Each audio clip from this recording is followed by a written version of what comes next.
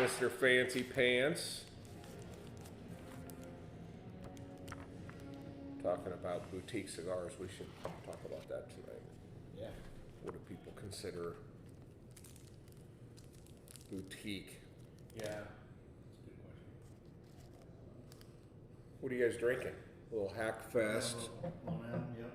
Oh, the Honey Barrel. Yeah. Aren't you guys snooty?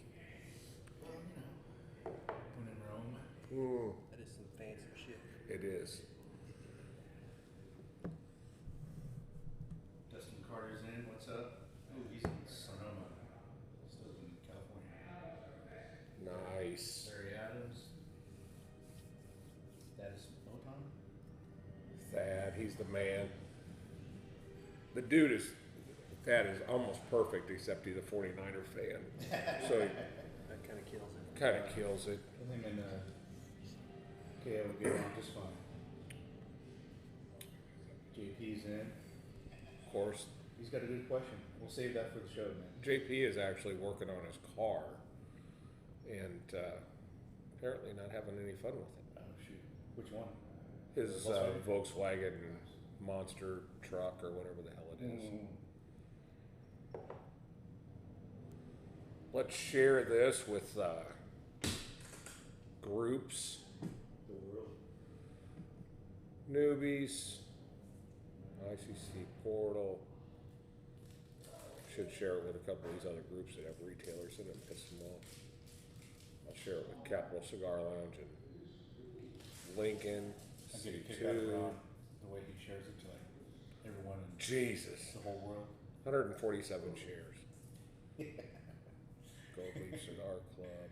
We had Kathleen and Kayla's birthday. This is back in July, and there was a Facebook page set up for that, just for like invites. He shared it there. Saturday at the shop, he shared it there. Dude. Usually I have to go in and delete like 9 of his the videos that are on there. It's like, all right. Yeah, I mean the same people that are in that group are probably the same people that are in all the industrial coffee group and just in general. But no man, the more exposure we get, the better. All things craft. That we should probably go into that. LCA. Vintage motocross.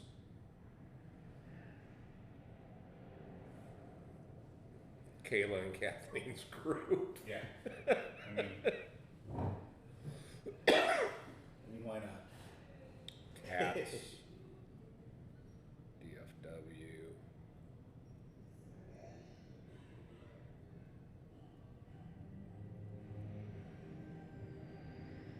We're live. Oh, shoot. Yeah. Boom. Here we are. It is Tuesday night. Yeah. It is Tuesday night, and it is Cigar Talk Live Yes. Cheers. with our traditional cheers. Yeah. Salute. Salute. Welcome, everybody. How's everybody doing tonight? We are at Industrial Cigar Company in Frisco, Texas. We're doing Cigar Talk Live, formerly really a feed we were doing on Cigar Newbies. Yeah. And it was Cigar 101, and we decided that it turned more into maybe the best thing that we could do is show people how to just hang out in a cigar lounge. And it's kind of turned into a virtual cigar lounge. Yeah, definitely. And we get about 800 or 900 people in here, which this store would be pretty full if we had 800 or 900 people in here at one given time, which I think we've had some parties in here that's kind of around that. But so we're just sitting here. I'm Pops, I'm Dave, and to my left, Adrian, Yep, Adrian from Cigars and Guns. Cigars and Guns, and our friend, Mark McClarkin. Mark McClarkin. Mark McClarkin is a man of many traits, by far the smartest guy at the table. Yes. And like he knows how to use like microscopes. Oh yeah. Both of you guys know how to use guns with scopes. Yeah, yeah. Yeah. And I would be really good on this movie that we have watching. Tuesday night here at the shop, we do movie night and turn out the lights and put on a movie, and we're watching Red 2 and I found out that these guys miss as much as I would miss with a gun. So for it just always boggles my mind in these movies where these guys are in these shootouts, and how they could be like walking down the street and just go dink, dink, dink, dink, dink, and shoot everybody, and then the next scene they can't hit shit. They're just shooting everything. So hide behind something and you're good. Yeah. So if you're on, share it, and if you have questions, comments. This is the Thanksgiving edition of Cigar Talk Live. So we got people starting to come in. We got Evan Hurst coming in from Hannibal, Missouri. Of course, we know that Larry Adams, and I'm sure his lovely bride will be in. Thad is in. Dustin is in Sonoma. I'm assuming that's either California. I don't know if there's a Sonoma, Texas. I'm sure there is. Johnny Goodner is in. That's funny. And your bride is in, and he's also in. Yeah.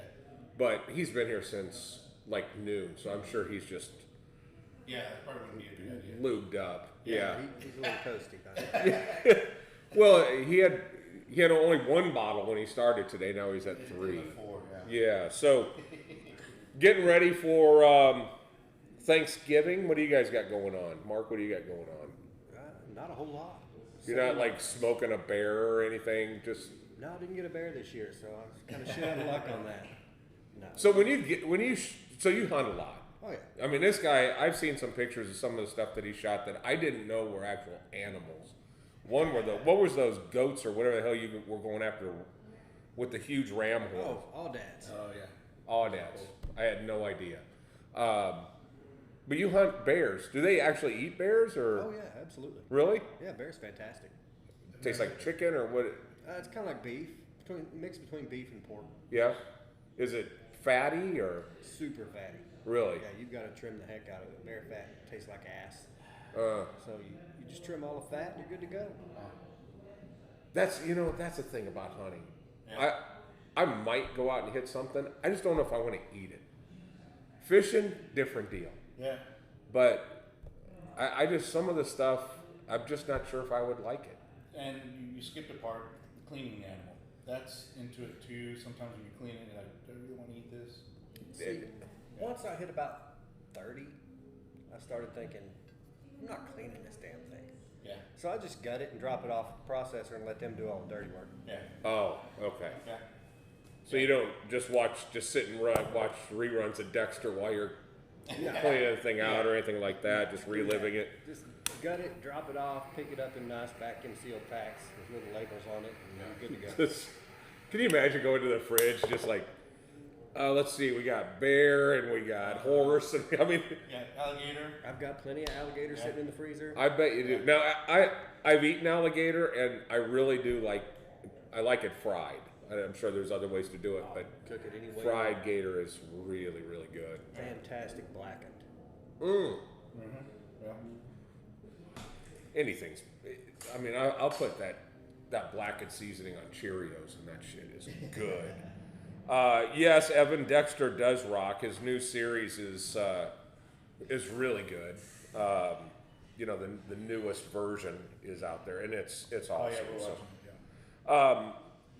Drew Albright is in, right across the tollway from you guys. First time tuning in. Well, Drew, you need to come in here and hang out with us and have some fun, because we are the funnest thing in Frisco right now. Oh yeah. Totally. Just there's no doubt about it. So we're obviously missing an integral part of Cigar Talk Live, and that is my kid Brandon. Yeah. It's okay. And Brandon is playing Daddy Daycare tonight. Oh. So his wife Ale took the youngest, our little 2-month-old granddaughter, and headed to Mexico, and she's doing some stuff down there. And so Brandon gets to be a dad raising 2 little kids by himself. Should have brought him here. Should have. Yeah.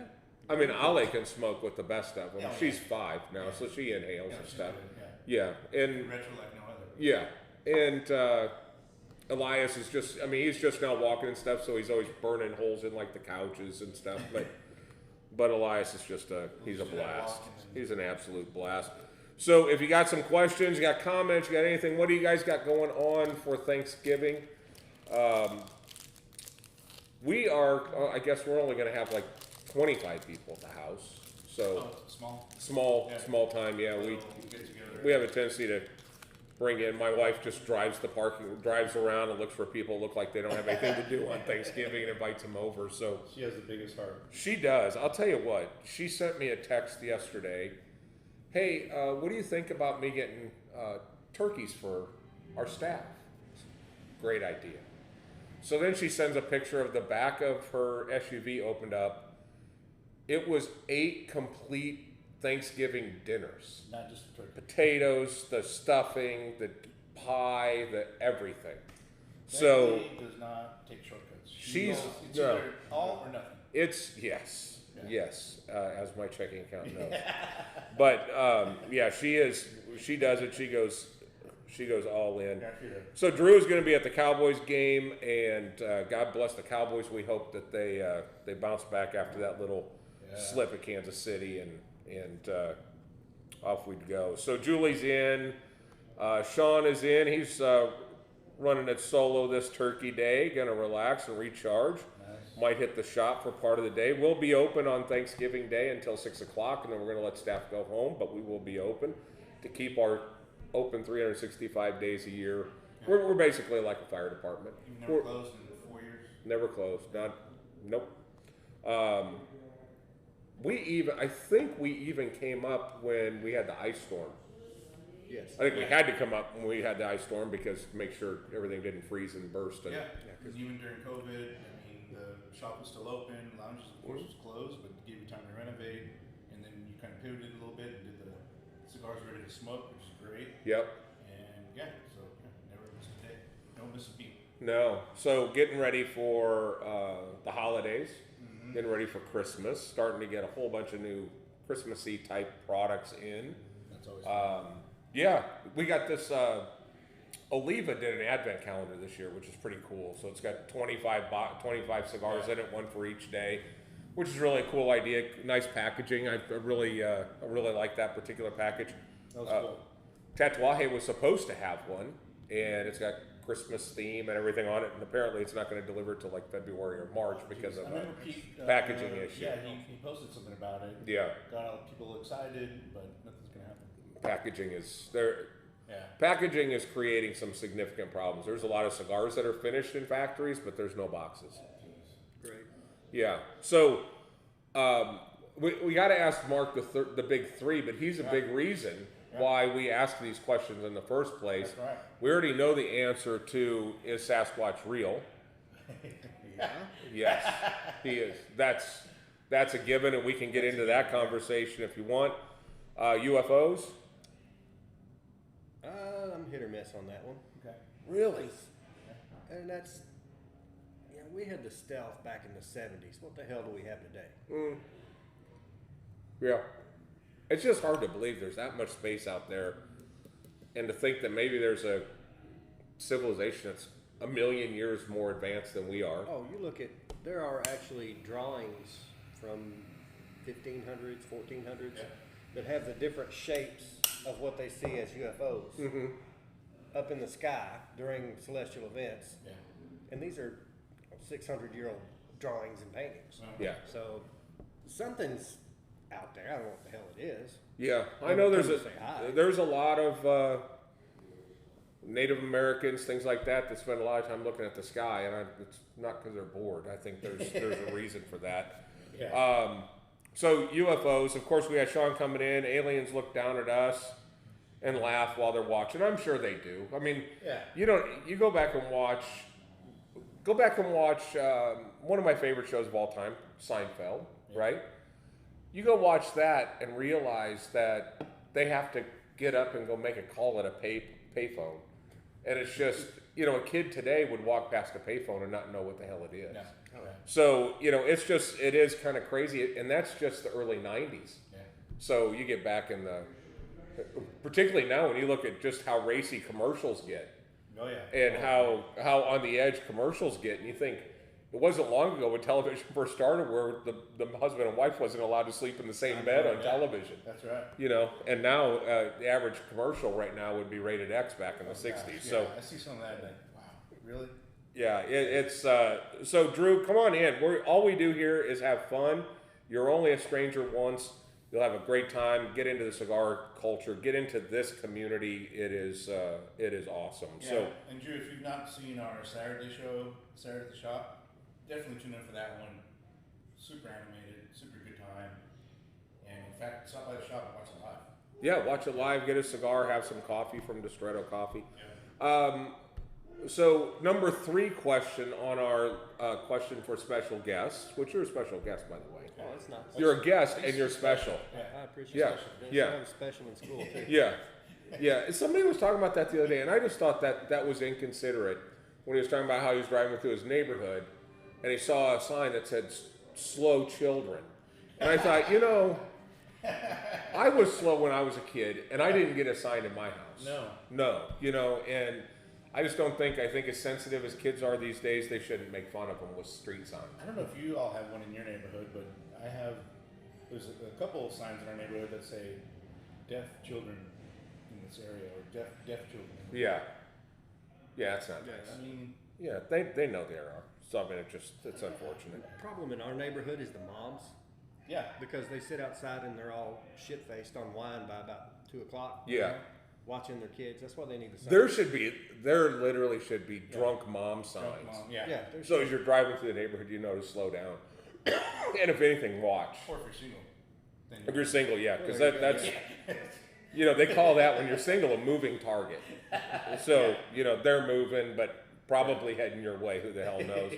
Susan Kirby is in. Drew just went down a notch because one of his friends is Gary Morris. But we're gonna we're gonna get past that. We love Gary. But so the third question on our list for our special guest is ghosts.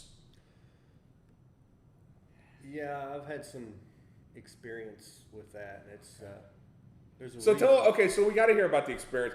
We'll hear. We asked him the Sasquatch question because he's an official Sasquatch hunter, and he's heard it, seen it, been there, done that, and had shit thrown at him. So, but tell us about your ghost story. I took my wife to Jefferson, Texas. I've actually been there. Yeah, there's a reason I don't go back. Now I'm wondering why I went there. No. That town is the one that inspired the movie Poltergeist. Oh, great. Because Spielberg stayed in a hotel and they would have all kinds of weird stuff. Like he'd put his briefcase in the chair and 5 minutes later it would fly out of the chair. And so that's what inspired me to write Poltergeist. Okay. Well, Gretchen was big into ghost hunting for about a year. And then we went to Jefferson and she said never again. Really? So we get there, it's midnight, and it's late. We hit the door, put our stuff in the bathroom, and there's the only thing to put toiletries on in the bathroom is one of those crappy little Victorian plant stands. Right. Yeah. It's got the little lip around it to keep the pot from falling off. Well, we put everything on there, and if you breathe too much, it falls off. Right. So we go to bed. I get up the next morning.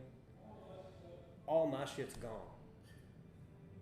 Not on it anymore. Yeah, it's been picked out. Hers is all just sitting where it was, but all my shit's gone. We never left the room.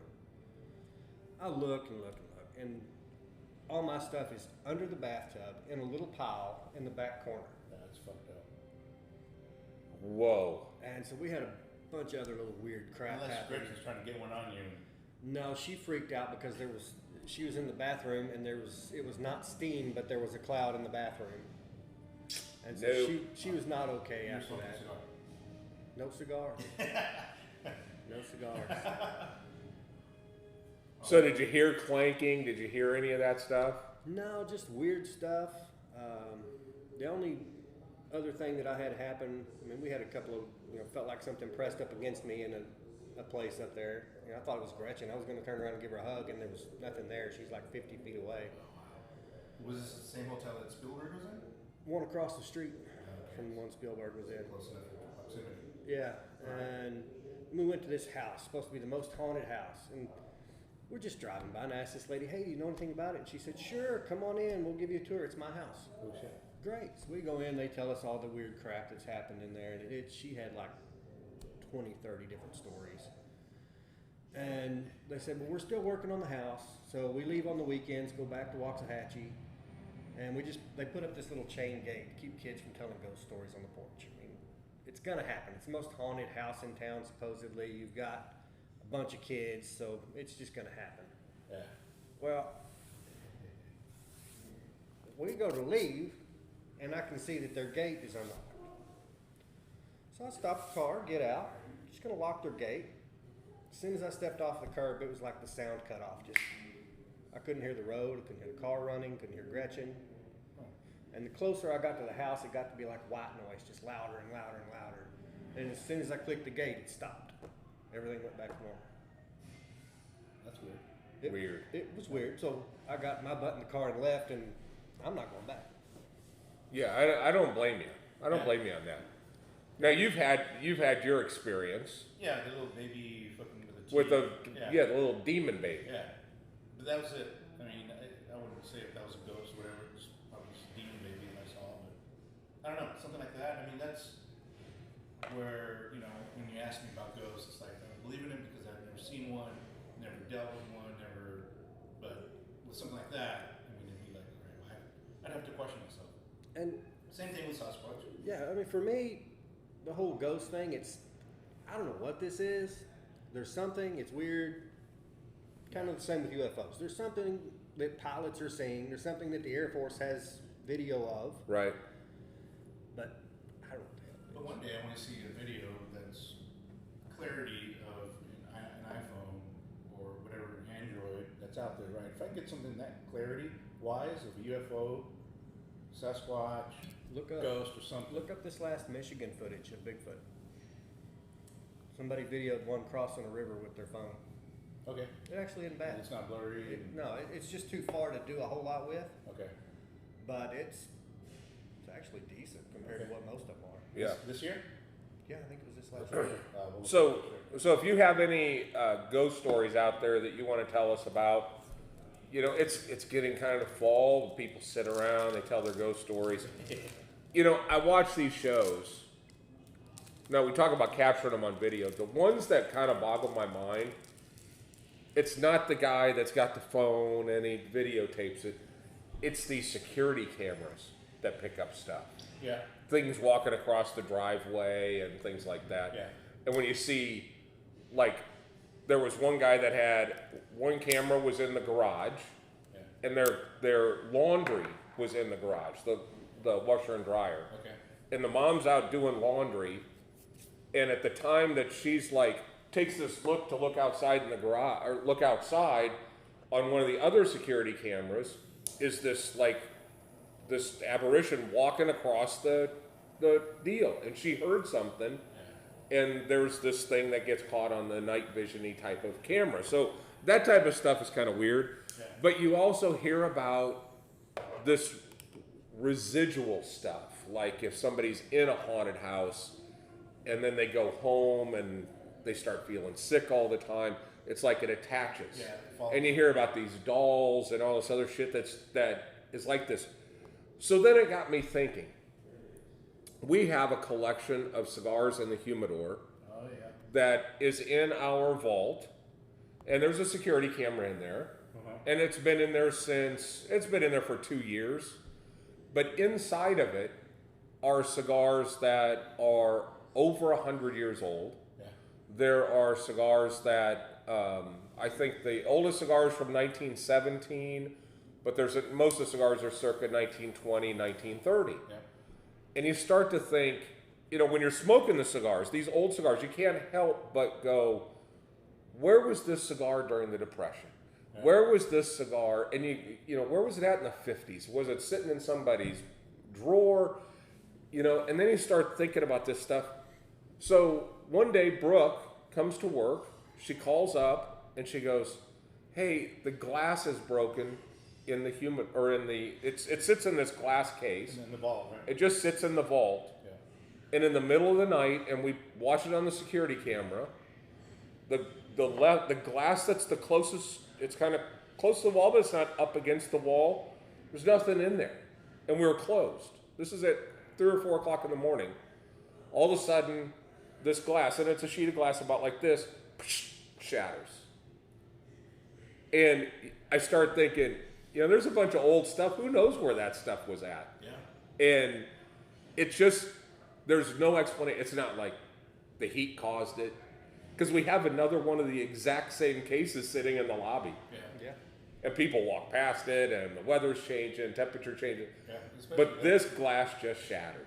And it was just, I'm watching it on the security camera. All of a sudden it's there, and then you just see this, all of a sudden it was like shiny particles just all end up in the base of the deal.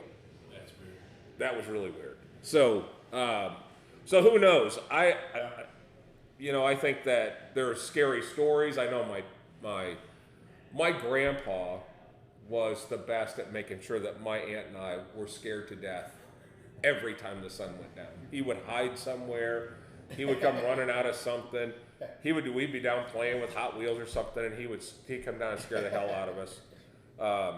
Now I had a girl that worked for us in my old company, and she was our secretary right outside my office, and she took care of myself and our CEO. Mm-hmm. And I didn't know this till after the fact. She's from Mexico, family's from Mexico, extremely religious and extremely convinced that ghosts exist. Yeah. I didn't know this. So I found this little device that's a little tiny thing, and it's a speaker that will say like, "Hey, what are you doing?" Oh no. And then it'll be quiet for a while, and then like 4 minutes later, "Stop it." And it has this voice, but it's whispering. So I stuck it under her desk. Oh no. I just thought it'd be funny. This girl was not the same for a long period of time. So I felt really bad about that. I'm sure she turned me into HR, but Yeah. that's she doesn't work for us anymore, so maybe that didn't help. But anyway, those little things can also scare the hell out of you too. So I had a roommate in college from Portugal. Complete superstition nut. I mean, he would tell me things like, if an owl says your name, you're going to die. I mean, absolutely. An owl? Yeah. If an owl says my name, So if your name is put it in who? a cage and If your name is who, you're dead. yeah, you're screwed. Yeah. So I thought, well, we're going to get him. So I put a tape player under his bed with the scene from a horror movie and put like an hour delay on it. You know, I left one whole side blank, and then it automatically plays the other side. Yeah.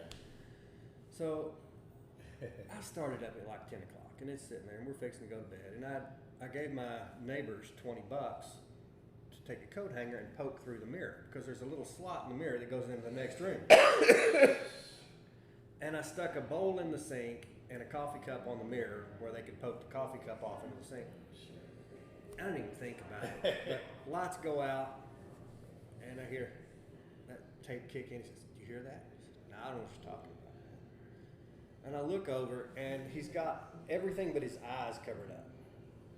I mean, he's just wrapped up in this blanket, absolutely terrified.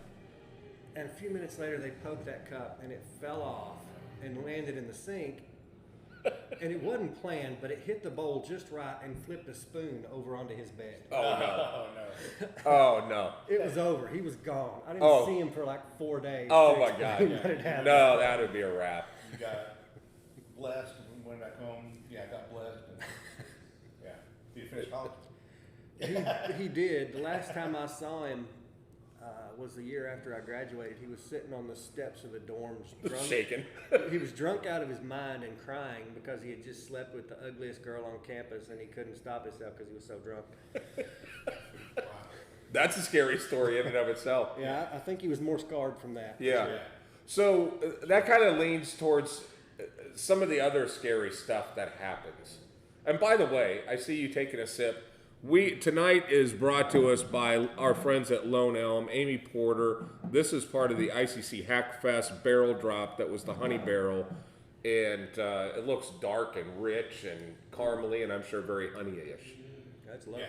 Yeah, so it's lovely. So you guys should keep going, because it's basically Friday. Yeah. You know, with the short week and pretty everything much, else. yeah. But speaking of scary stuff, and this is for something for you guys to throw out there. Nate was he was on a track scholarship at a school in Iowa, and his roommate in college was a distance runner from Africa. Okay. This guy, he spoke English, but he was from the bush. I mean, this dude was from the bush. And he told Nate this story about how when they were 13, they would have to go out in the woods, and they would have to stay out for a certain period of time by themselves, and then they would come back a man. Okay. Okay? That's all good, right? Well, he talked about how he was sleeping and woke up with a lion sniffing him. And you could just picture that happening. Yeah. I mean, I got enough dogs looking at me in the middle of the night and licking my face, and I'm thinking, if I'm sitting there sleeping and all of a sudden I start hearing this sniffing sound, and it's not a puppy, and it's a full-grown male lion. Yes. And you're wondering if you're about to become roadkill. Yeah. But he said he just laid there and sniffed, and then the lion left, and then hyenas came in and would sniff him, but didn't attack him. Hell no. But how the hell do you even sleep? I just can't wrap my arms around the fear. It's got to get to the point of exhaustion where you just pass out. I would want to pass out just so I wouldn't want to be awake when this shit goes down. Yeah. I mean, if you don't come back a man from that, then. Exactly. Yeah, I would walk back into camp just like swole up, and I'd be like, "Come on, who's next?" You know, and I don't know. Maybe lions don't like the taste of somebody that's obviously sweating raw fear.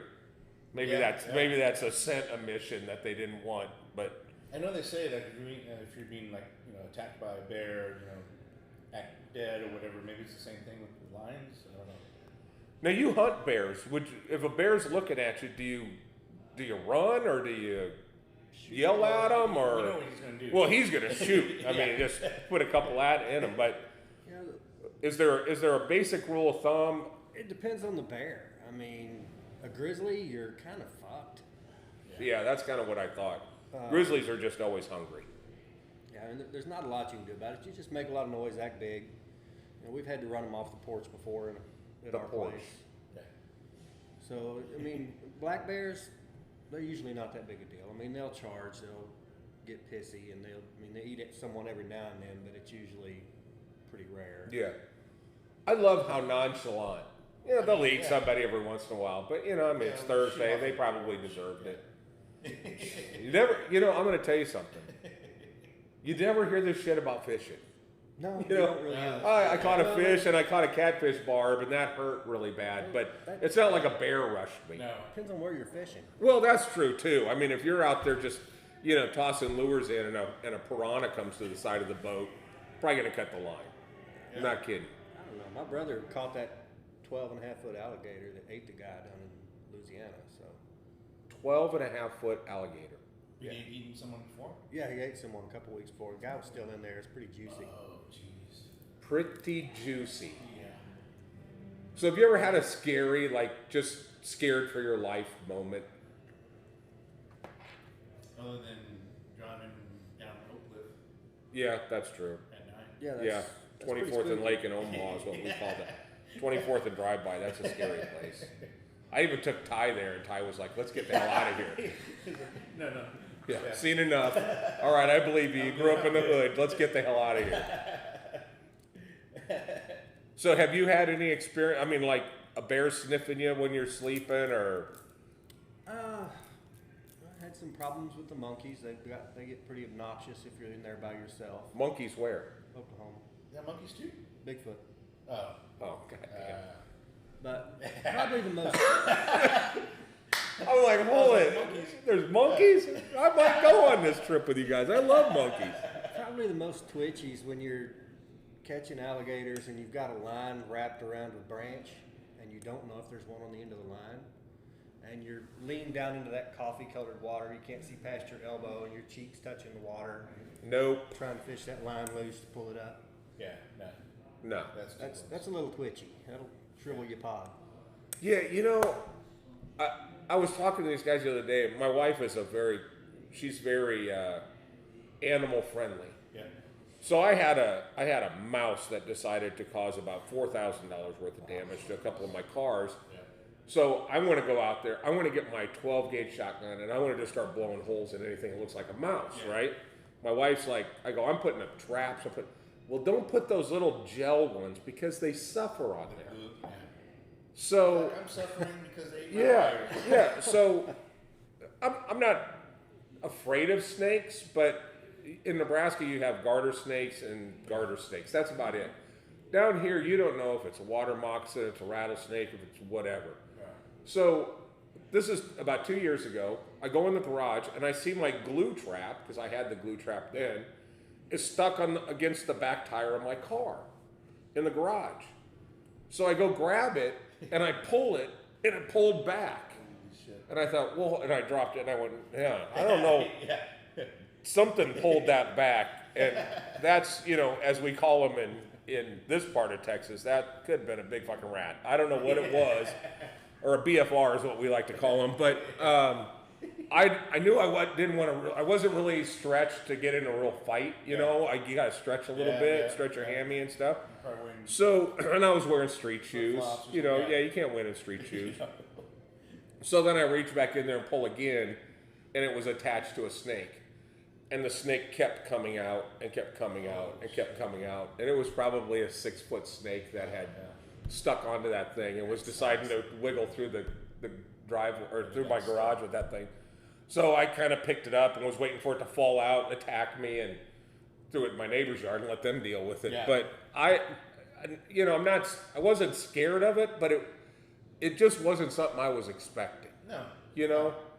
It's just, it'd be like, I guess, like taking a leak out in the woods and then having something grunt at you when you're midstream. Yeah. You can't shut that shit off because it could hurt your kidneys or something. Yeah, so. that's right.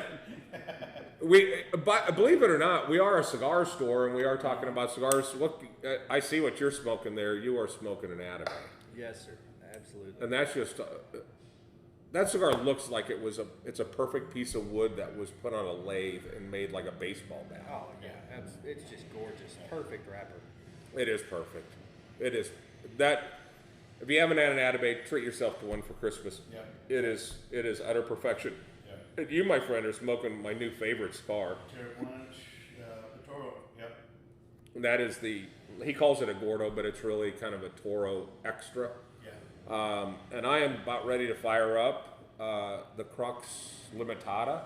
Great. Yeah. Now 17-year-old Engañosa wrapper. Yeah. And this is a phenomenal cigar. For the money, it's even more phenomenal. So, yeah, if you're just tuning in, this is the chance to sit around the lounge and hang out with a couple of your buddies, enjoying a good conversation over a good cigar. And then we just happen to bring it in and we'll do a virtual one. That's why we love as much stuff as you guys are welcome to do. Jim Trader is in the house. How you doing, Jim? Let us know how things are going with you. The thing I love about the show is as you start looking at some of the comments that are in here, is people within the group are talking to other people that are inside the group. So that is awesome. And Larry Adams is asking Evan Hurst if he's had an Atabay yet. So he needs to. Evan Hurst, let us know how that Zulu was. Hopefully you had that. Mark Meyer is in. How you doing? Sitting in from, St. Louis. Yeah. And come on, Evan. You gotta smoke them, man. That's what they made them for. Yeah, so, it's not had it out of a. So we have one more question. It's kind of an auxiliary question. And it's how do you like your steak? When you order a steak, whether you make it at home, you go to a restaurant, how do you order it? Medium rare. Yeah, that seems to be about the. I'm a medium rare. Yeah, so obviously we have the big four. You guys are all guests in here too. UFOs, yay or nay, Sasquatch, yay or nay, ghost, yay or nay, and how do you take your steak? Yeah. I'm a medium rare. I'm okay with blood. My wife, she likes it basically one step away from being used for a wallet. Yeah. It is, she just burns the living shit out of it. A little leathery. And when she orders a filet or a good piece of meat and then just, just toasted, it drives me crazy. Yeah. But I still finish it, but you got to do what you got to do. Yeah. I mean, if it's a good enough piece of meat, just cut the horns off, wipe its ass, I'm good to go. Yeah.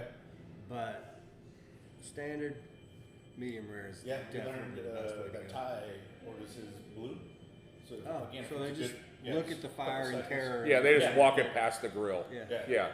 We got thrown for a loop. Was it last week when Jamon came in? Yeah. And we asked him that question. He's like, "I don't eat meat." We're like, "Oh shit."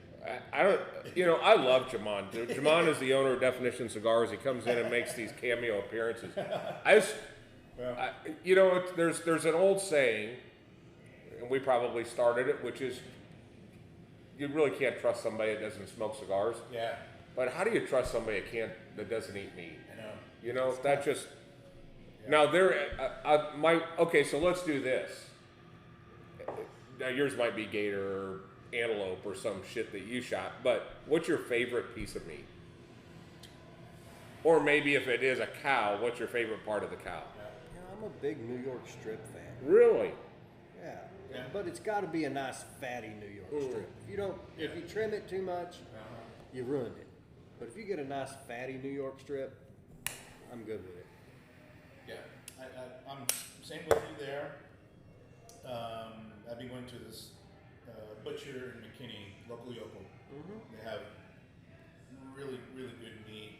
I get their Wagyu ribeyes or even their New York strips. Phenomenal. Just a couple minutes, burn inside, and you're done. And it's so good. Yeah. What I used to have a lot of in Nebraska that we don't get down here is really good prime rib. I love good prime rib. It's real easy to overcook it. Yeah. There's a place up in Omaha called the 601 Chop House, and at midnight, after they clean up the restaurant, they put the prime ribs in for the next day, all seasoned up, and they put them at it's like 110 degrees. I mean, it's not like hot. And then they let them cook, and then they don't serve the first one until 7 o'clock the next night. Oh, interesting. So they sit in there from midnight until 7 o'clock the next night. Wow. And when they cut into that, from the edge to the edge is perfect medium rare. It is unbelievable. And Wonder it's how long it super, took you super tender. Figure that out. Yeah, and it's just, and they'll tell you, how do you guys cook this? And they'll print out a little receipt that shows the cooking deal on it. But yeah, at midnight they load it up and then just let it go at extremely low temperature. So 110. I mean, on August, You could just set it outside. sit outside until next day. And boom, cut into it. Right. Yeah. So, so Sean Ratz is saying he's never had a good prime rib, center cut fillet. I'm with you there. I love a good fillet. Yeah. I like a good rib eye because I like that fat. I like the crown on the rib eye myself. Yeah. I've dodged a lot of bullets from the big guy upstairs, but he decided to really screw with me. I love brisket, but something happens chemically to when you smoke brisket, and it triggers gout in me. So of all the things, it could have been make it corn or make it chocolate, make it something other than meat. Bread, maybe. But here, bread, I can not eat bread for years, but to take away that happiness, but there are times if I'm at like Hutchins, I'm just like, screw it, I'm going in. And I'll get, my ankles and my feet will start to hurt while I'm at the restaurant. Exactly. Yeah, it just clobbers me. But yeah, everybody's got a trigger. If you have gout, it's no joke, but it is,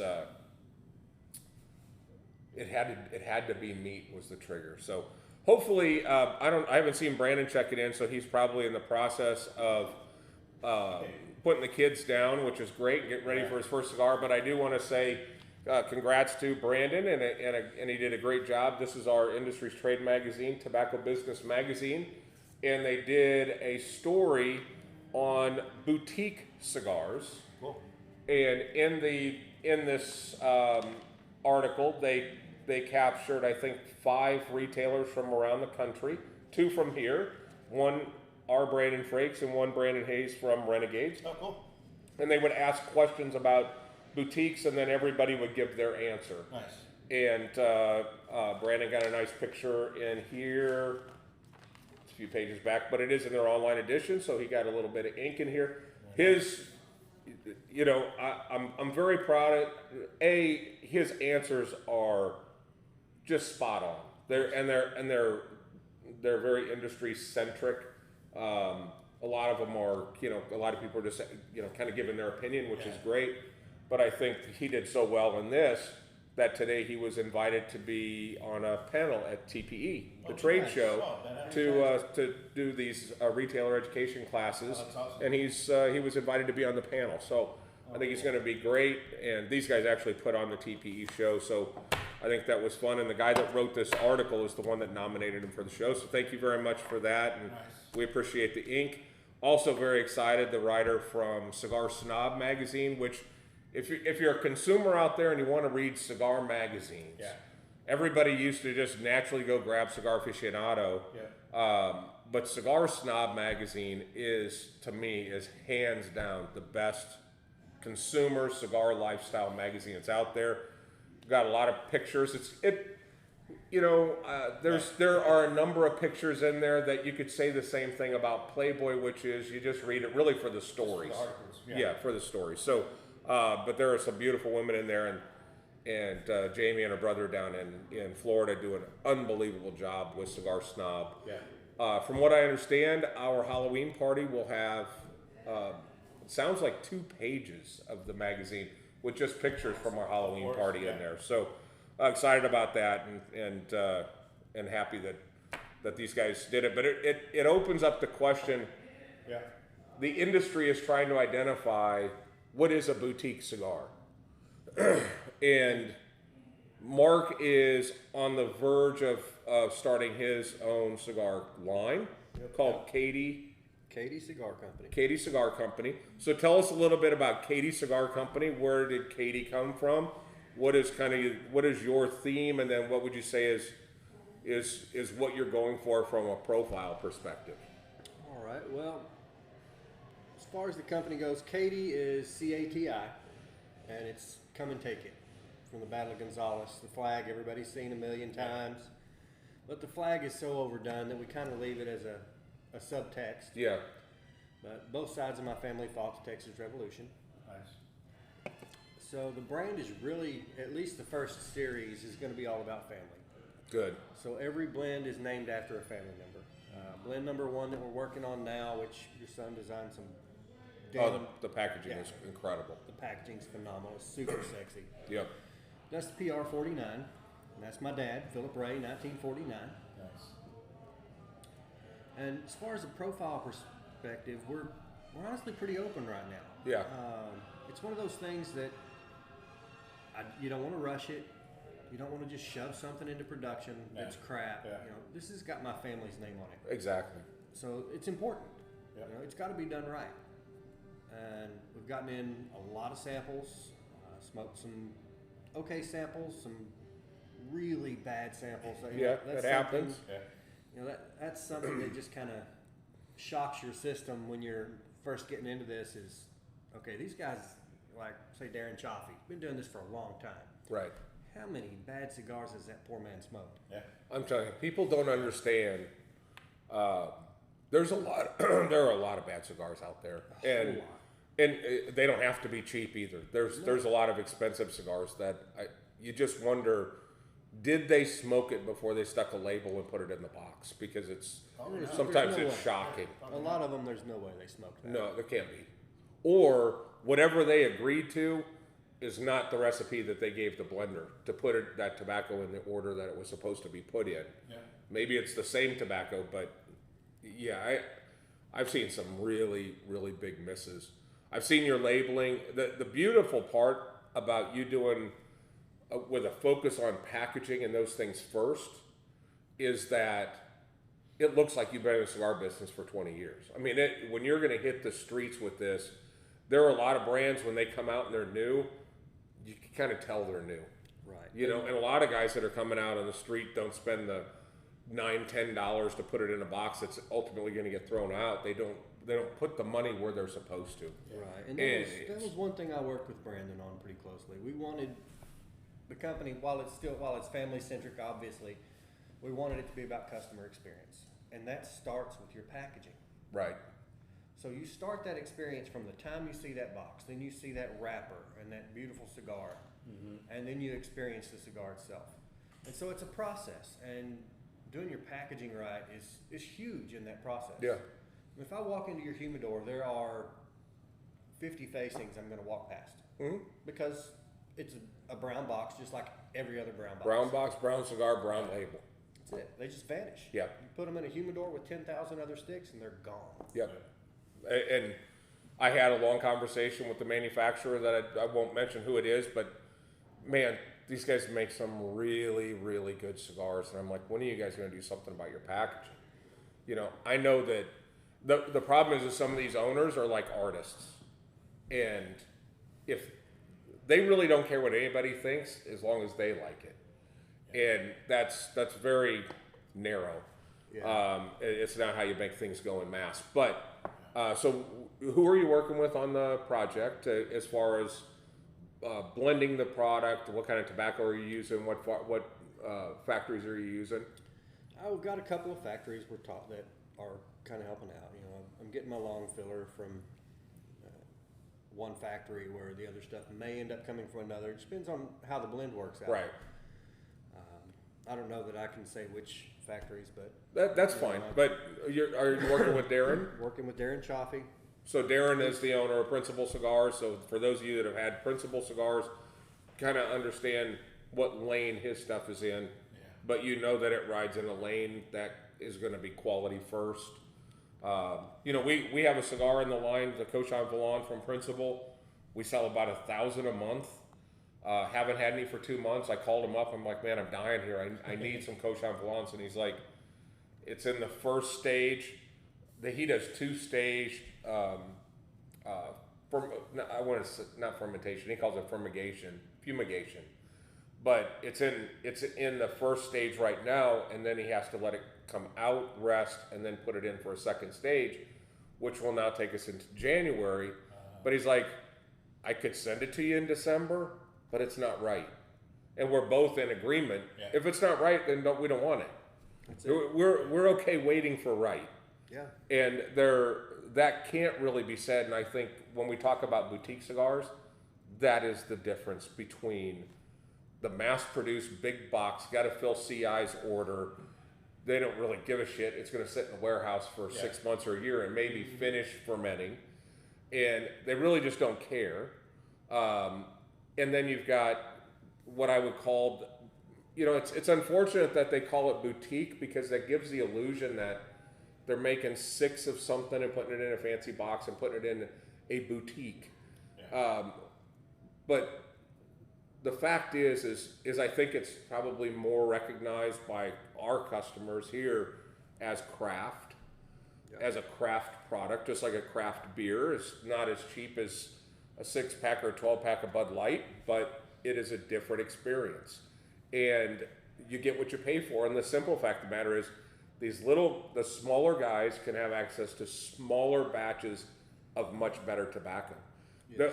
You know, somebody like a Cohiba or Monte Cristo or Romeo, some of these big brand names, they may like the tobacco that they have available, but when they find out that they can't make 1 million sticks, then they're no longer interested in the tobacco, Right. and they have to walk past it. Yeah. And that's why you see so many of these limited edition cigars coming out now. Yeah. You know, limited to 2,500 boxes of 10 type of stuff. And that's their way to try to catch up to this boutique space. But the simple fact of the matter is there is some product out there that's $7 to $10, $11, $12 that just blows away some of this $20 stuff, $30 stuff that's out there. Easy. Yeah. Easy. So have you had any blends that have just been, this is it? Oh no, we've had some that I would say are $5 to $7 smokes. You know, they're very uniform throughout the cigar. It's not a bad cigar. I mean, it's really not. But you know, for our product, what we're looking for is something to really keep the smoker engaged. You know, you get one flavor up front. You get to that next third. You get a flavor shift. You get these little pops of flavor just throughout the cigar that keep you focused on the cigar. Right, itself. keep you entertained. Yeah. Yeah. And without that, it's not good enough to hit market. Mm-hmm. Yeah, we have cigars that I call conversation cigars. something you can hold your hand while you're having a conversation, but you're not really all that concerned about what's happening. Yeah. And then there's just shut up, I'm concentrating cigars. And those are the ones you sit down with. The cigars that we have right now are cigars like, how about we don't talk right now? I'm about ready to hit the second third of this thing, and it's about to take a turn. Yeah. And those are the fun elements of cigars. Yeah. What are you guys out there smoking tonight? What are you guys out there drinking? And what do they consider? And what do you guys consider boutique? And is it something that do you frown upon the fact that maybe it's a product you've never heard of? Because that's the one thing that I learned in marketing, particularly when you're marketing product to men, is that men don't ask for help, and if men have never heard of it, then it must be no good. I learned that back in the day when I was selling electronics, we had Panasonic. Everybody had heard of Panasonic, so it must be good. But back then there was this thing called Samsung, and there was this thing called Gold Star. You know, that was before LG. It was called Gold Star. And people are like, I've never heard of this. It must be junk. Yeah. And, you know, some of the stuff was, and some of it wasn't. But I think that in the cigar world, if you haven't heard of it, you know, you go through any magazine, you'll see a My Father ad, you'll see a Tatuaje ad, you'll see those things. And those guys make quality cigars. Yeah. But, Cohiba, Davidoff, some of the stuff out there that's just mass-produced. Drew Estates is a great product, but they don't actually grow their own tobacco. They just buy it from brokers. So you're just taking a swing at, does the broker have the right tobacco today? And, you know, you always hear about these differences in these, like, 2-star Michelin chef equipped restaurants. And they're the places that go buy the same cattle or same beef from the same farmer that feeds it with the same grain. That, you know, they have this esoteric approach. Yeah. And then you got McDonald's that goes, if it moved once, kill it, and we're going to throw it into something. Yeah. And there's just this different mindset. There is. And I think that in what we're doing, to me, it's the journey to be able to go try these cigars. And none of them are crazy expensive. So you can try something and go, it's good. Is it going to be in my rotation or not? Right now, we're smoking pretty much my rotation. Yeah. So here's the question for you guys. I tell you to go buy 5 cigars. What 5 cigars are you going to go get? It's definitely going to be an Atabey. It's definitely going to be Crux, Principal, Toro. I'll throw Byron in there as well. But yeah, I mean that's super consistent. Yeah, super consistent, super premium. How about you? I'm gonna lean more towards your Byron, your Patoros, especially that Patoro Brazil. That's right there in my palate. And Crux has got some fantastic sticks. Yep. I mean, DC. DC is really good. Yeah, I mean, you don't give me 5, but it's hard. It's really hard. I've had DC in my rotation for a little while now, and I drift in and out. I tend to be all over the map. Yeah. But I mean, there are some great manufacturers, and you look out there, and they're not the guys you see in Cigar Aficionado. They're not. I can take anything out of Cigar Aficionado, go in there and put it up against a Patoro XO, and there's not a contest. No, not a contest at all. I take pride in, and I've been smoking cigars for about 30 years now, and I enjoy the question when someone asks, you know, what do you smoke, or what's your favorite cigar? And I'll take pride in saying I can list any of those 5, but when I say Atabey is my favorite, and then when someone says what's an Atabey, it's like exactly. Yeah. I think I'm Atabey, Principal Aviator, that cigar that you've got right there, the Lancero version, Hardigus 160 while we have them. One of the things that hit me, and this cigar is spectacular, is Crux Limitada. We sell, with Crux, we sell about 1,000 Crux a month, so about 12,000 cigars. That's increased, but since we've been open, probably 35,000 Crux. I've never had somebody walk up to the front counter and go, this isn't drawing right. can I get a draw poker or something? If we ever have a cigar that doesn't draw Yeah. right, we just give you another cigar. Yeah. But no one's ever come in and said it's not performing. DC's the same way. I've never had a cigar not perform with DC. No. Bocock Brothers are doing it right. Crux is doing it right. You start thinking about Regis is doing it right. Cavalier is doing it right. And what do they all have in common? They use the Plasencia farm. Yeah. They use Plasencia to roll it. So Plasencia's got a great farm. AJ does a good job rolling some of his stuff out there, and he's got a huge farm as well. Plasencia's got a farm. Gusto Arrio down in Honduras is doing some magical things with Cameroon wrappers, which is traditionally an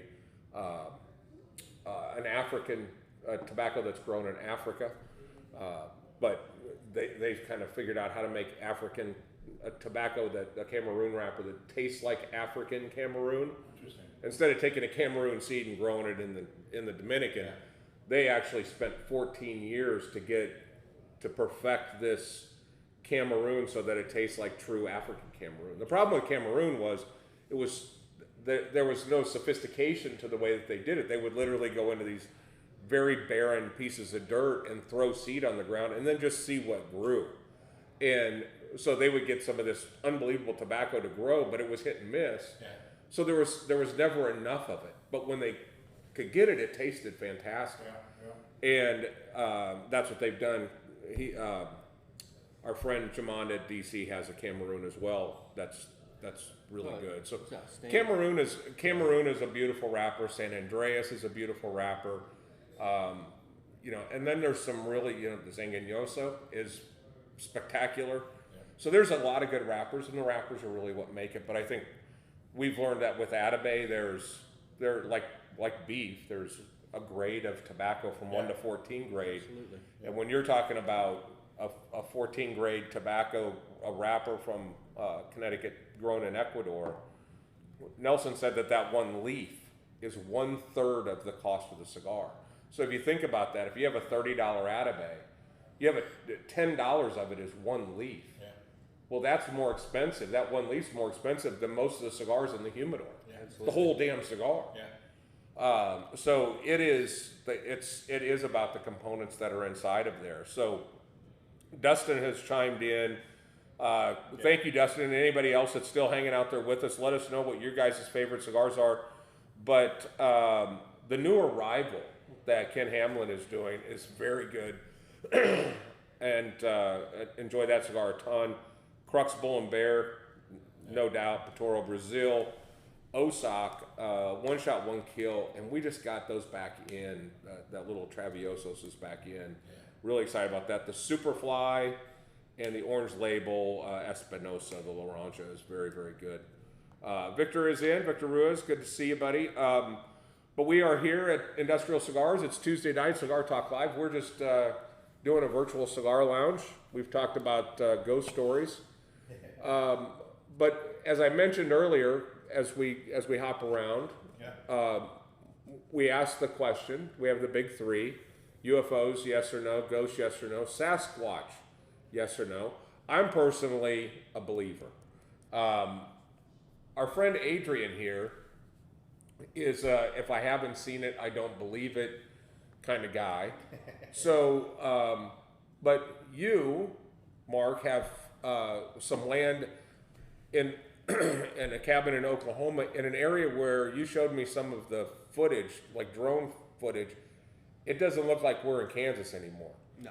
That looks like we're like in upper Washington State in the forest. Oh, it's And you have some, as you call them, monkeys that are walking around out there. You've heard them. heard 'em. And I've heard you guys now have put together a little trip. And I can tell you, I've never been more excited hoping that something comes out.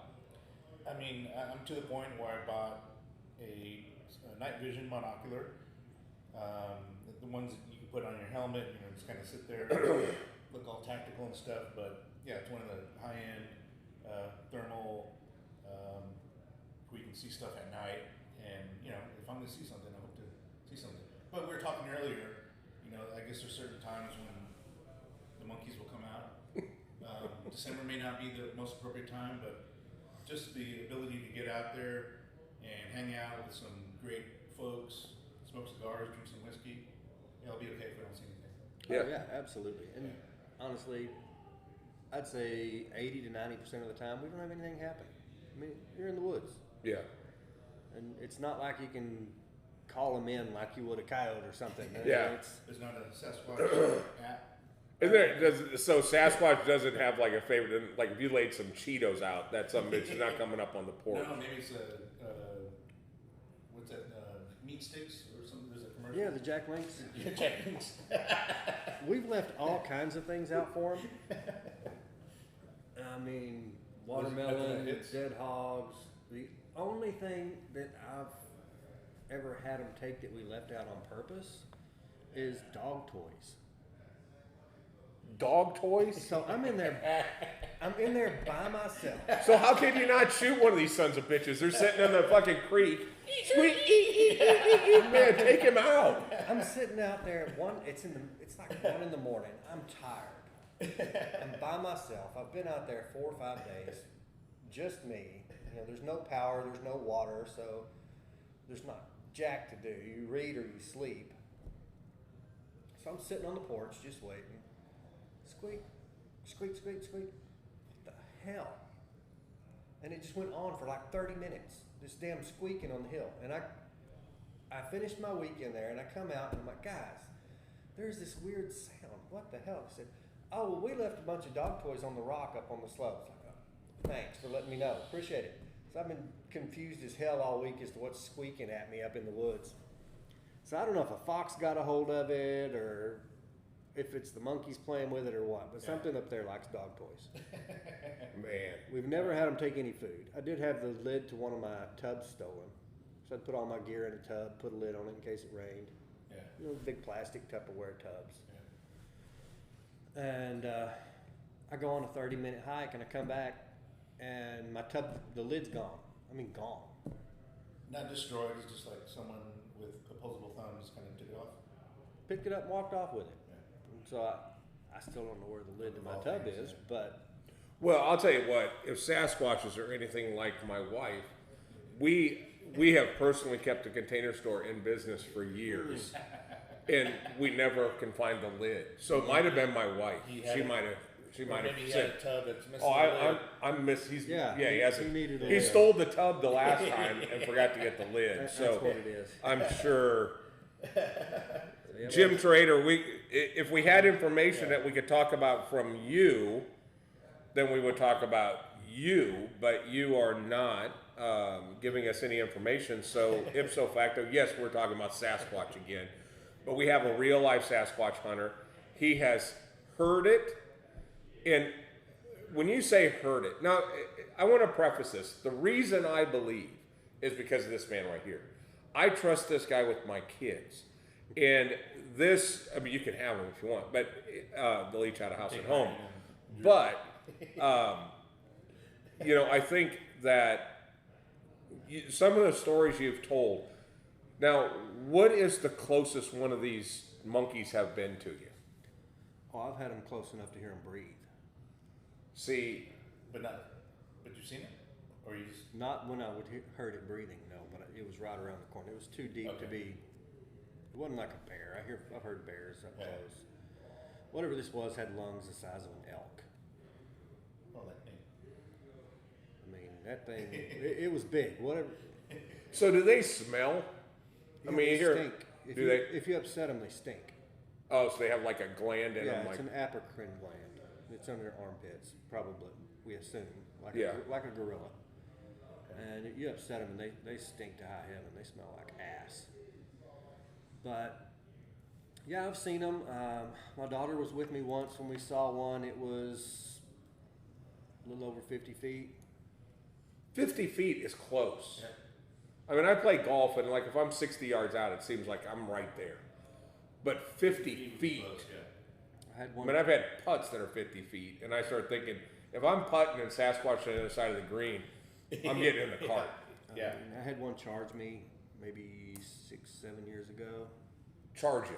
Yeah, it was upset, and Does it yell at you when it's coming at you, or is it? No, I didn't get a whole lot of warning. All I got was one growl, and then I look back and over my shoulder, and it's like something out of Jurassic Park. You can see the trees whipping back and forth, and as it's coming through, you can see it slapping the saplings out of the way with its arms. Yeah. And You got to figure they know their way through the trees. yeah, They can probably get through a tree faster than you can get through a tree. No, honestly, if that happened to me, it's like either if I don't have time to unload, I'm running. I didn't have time to unload. I couldn't stand up because I was sitting in one of those sucky folding camp chairs, and my feet were right up against the edge of about a 3.5 foot drop into the rocks of the creek. So if I stood up, it was fall off, and so I just kind of half stood from my hip and just cut loose with my rifle just to get it to turn, and it turned and ran off. But I didn't go back for a year. I still have nightmares about it. I mean, it scared the absolute shit out of me. Yeah, that'd be scary. I mean, it was. I don't wish harm on you, but goddamn, would I love it if that's your story. You're sitting out in the woods and you're doing I it. would love it too. If I can come back here and say, you know what, I'm a fucking believer. I'll tell you what, that would be the world's greatest Christmas gift to the world. Yeah. I took a kid with me in October to bear hunt. I say kid, he's a young guy. He works with me, and we're sitting there in camp, and a rock comes off of the side of the slope, and it hit the roof of this little carport that we've built to store equipment under, and it blew sticks and rocks and leaves, or all kinds of shit off the top of the carport, blew it all over the place. And he stopped, looked and said, "What the hell was that?" I said, "It's a rock. It happens." He knew what was out there. Yeah, well, he thought I was full of shit. Yeah. He thought I was giving him a hard time. And he said, "Nope, I'm out." Went and locked himself in the cabin because it was just random as hell. I mean, and it was. There's no mistaking when a rock hits that thing. I mean, I wouldn't think so. It's probably like a tin top or something. Yeah, it's a corrugated metal roof. Yeah. Oh yeah, you're gonna hear a rock. And it's it's a carport, so it echoes like a mother. And I imagine it's dead silent out there, right? Oh yeah, There's it's nothing out perfectly there. quiet. There's nothing. I mean, it's falling leaves are loud. It's so quiet out there. Man, I'm looking forward to it. I can't wait. I can't wait for the report. I am just I mean, so jacked. So there's Momo, the Missouri Monster, is what Evan Hurst is talking Is that the about. same thing? Have you heard Julie that? is saying she's a believer. She lives out in the sticks. there's Momo. There's the Wild Woman in Navidad. There's Beast of Bray Road. There's a whole bunch of them on it. There's one over in Fort Worth they call the Lake Worth Monster. Really? Before it was all developed up in there, Yeah. up and down the Trinity. Huh. God, that's crazy. I hope that you guys go out there and just have action. Well, yeah, we'll have witnesses. You know, it won't just be myself. There's a couple other folks that are going, and yeah. You're not taking Johnny Goodner the City Slicker, are you? Oh yeah. Oh my God. God, I hope That dude's something gonna have happens. like polished slip-ons on. He's gonna have PTSD if something. Oh yeah, goes no, wrong. he'll never be the same. I hope so. You need to buy a rifle for me in order to go. So we need to make this work happen. We'll work on it. We'll see what we can do. Yeah, no, I think that is awesome. So, how long we been going? An hour. Okay. Over an hour, yeah. Yeah. Jim Trader's with me. He doesn't believe me as well, but You know, I didn't either yeah. until I was exposed to it, and now after I don't know a dozen years of dealing with this crap, you get to a point where you just treat them like every other animal out there. Yeah. I mean, we've talked to the Choctaws in the area, and even the old men, the Choctaws will say, "Oh yeah, just go in deep, wait a week, they'll come to you." And sometimes it's a week, sometimes it's a day. Eventually, they show up. How many do you think are out there? I don't know. We've had multiple people in our area. So some college professors, guys from the Forest Service, that have seen these things out at our place. And there have been times where, I mean, I was with a group of 5 people and we saw 2 at the same time. We have some blood samples that somebody tested and it came back as a small breeding population of primates that were inbred because it was such a small breeding population. Interesting. Where'd you get the blood off? Did it cut itself on a? Oh no, one of our guys shot one with a 12 gauge. Oh really? Yeah. Yeah, and I ended up blood trailing it for about 100 yards. I wouldn't want to follow it. What if it's pissed? Yeah. When I've got pictures of the rocks. We tested them with luminol to make sure it was blood. Got positive results on them. I've got pictures of the luminol test, pictures of the blood drops, pictures of the trackway that I found when I was tracking it. But nothing led to it. You probably just. No, you shoot something that big with buckshot, all it does is bleed a little bit and get pissed off. Mm-hmm. Yeah, that's why I wouldn't have followed after it. Yeah, exactly. Oh, No, yeah. myself, baby. Sean Ratz is not a believer either. When I was a kid, my dad's uncle, I don't know what that makes it, but my dad's uncle was the sheriff in a little town called Nebraska City, south of Omaha, almost to the Missouri border. And Nebraska City is known for for Arbor Day. So it's a very dense foresty area, and it's a little town. You see all these shows and stuff that are on, all these binge watching shows that are all now surrounded about the sheriff in a small town and how everybody knows everybody and stuff. Well, when I was little, I was probably, I don't know, 7 or 8 years old. My dad's like, hey, we're going to go down to Nebraska City. We got to see something. So we get down there. I meet my dad's uncle for the first time. He's the sheriff in Nebraska City. And they had watermelon fields. Okay. And we saw there were feet prints, but there were these watermelons that were still, you know how they grow. They grow the whole stem out of the ground, and they're just sitting there. And like several of them had been stepped on and just exploded when they had been stepped on. And it was obvious something was walking through there and just stepping on some of these watermelons as they were walking through, and they were tracking it and trying to figure out what it was and everything else.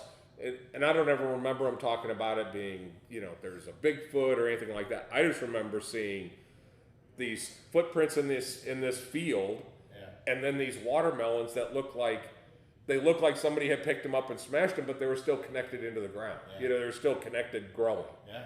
So and it wasn't like you hit it with a sledgehammer and it did its thing. It had been smushed by something that's foot was big enough to smash a good sized watermelon. So. And it's interesting because what reminded me of is you said you put watermelons out for them, and I'm thinking, well, maybe that's a food source for them. But the Missouri River runs through the edge of Nebraska City, so you have the super dense forest, and then you have the Missouri River is all right there. So I mean, if there's a place to do it, that's the place to do it. Yeah. But that was my only experience, was just seeing the aftermath of somebody that was heavy enough to walk and step on. I think if I stepped on a watermelon, I don't know that I would smash it. I might break it after I fall and break my neck a couple times, but to just Nate would probably. Maybe Nate's a Bigfoot. I don't know. I mean, yeah, who knows? Yeah, definitely have to have a big foot and be able to match. And they weren't like, you know, if you take a watermelon, smash it on the ground, it goes out. Yeah. This was just there, splash, and it was crazy. All I really remember about the whole thing when it was all said and done is we grabbed like 5 watermelons from the field, and it was the best watermelon I ever had. So that stuck in my head. But of course, the eating part did. But it is. I don't know. There's a lot of crazy things out there. Things are in parts of the world that just aren't supposed to be where they're at. In a case in point, we used to have this cabin at this place called Harlan County Reservoir, and it's kind of south central Nebraska. You go to the center part of Nebraska and you go south, and it's right close to the Kansas border, because they would actually let water out of the reservoir to get water into the farms in northern Kansas. Yeah. And so they had this reservoir. Well, they had a drought and they had let a bunch of water out. So all of a sudden, you would have to launch your boat, you would have to drive 100 yards out from the boat docks and then drop your boat down into the water. So you're standing on areas of this lake that you maybe fished over before, but you never thought you were going to be walking on it. Well, so you could see all of these ledges, right? And there were some people down there that were fishing from the bank on this little deal, but at this point, this would have been under 30 or 40 feet of water all the time. And they tripped over something, and it looked like a stick, and come to find out, it was like this 35-foot long prehistoric like dinosaur that was perfectly embedded in the soot of this lake. So they stopped, and the University of Nebraska came out and actually excavated the whole thing. But they also found teeth of a saber-toothed tiger and some other stuff that were like, they didn't know that they had never found these creatures in North America, let alone this far north. And it's at the university now, but it was perfectly in the silt of this lake. And you start thinking about how many things are where they're not supposed to be, you know? Well, if you look at the fossil record, we didn't even have a fossil record for chimps until about 95. Really? Yeah. So there's no telling what's out Yeah, there. that's true. But we have, I mean, are you familiar with red pandas? Yeah. They look kind of like a red raccoon. Yeah. Yes. We've gotten red panda fossils out of the Carolinas. And one of the animals that's a contemporary of the red panda was Gigantopithecus. It's a relative of an orangutan from what they can tell from teeth. Extinct maybe 10,000 years ago. And they find these teeth in apothecary shops where they're grinding them up for aphrodisiacs and such that are gigantic orangutans, 10-foot tall orangutans. Yeah. And so there's a lot of, okay, is Bigfoot one of these that crossed with those red pandas and the other species that we have? Yeah. Or, what the hell? Okay. Crazy. And some monkeys. Yeah. Yeah. It's just crazy. But, so yeah, obviously we don't have a lot of conversation about this stuff. I would like to have, it'd be cool if we could get our video set up so that we could go out and find some of this video footage, whether it's this or whatever, and share it on our feed, or let people come and hop in. But I just think it's all fascinating. I just think it's a big world, and there's a lot of crap out there. Brandon was, when they got married, they went scuba diving, and so they did their scuba diving deal. Yeah. And they were on the boat with this guy that all he did was scuba dive around parts of the world and would identify this certain type of little shell-based little thing. But this guy personally had discovered, like, I don't know what the number was, 100 of these species doing this scuba diving that nobody knew existed. Interesting. And this guy he would go down and find one. He found one when they were scuba diving that time, and he documents it and all that other stuff and registers it, that he finds all these really funky things. So they're still finding things today. Yeah. No, It's just interesting. Yeah, I totally get it.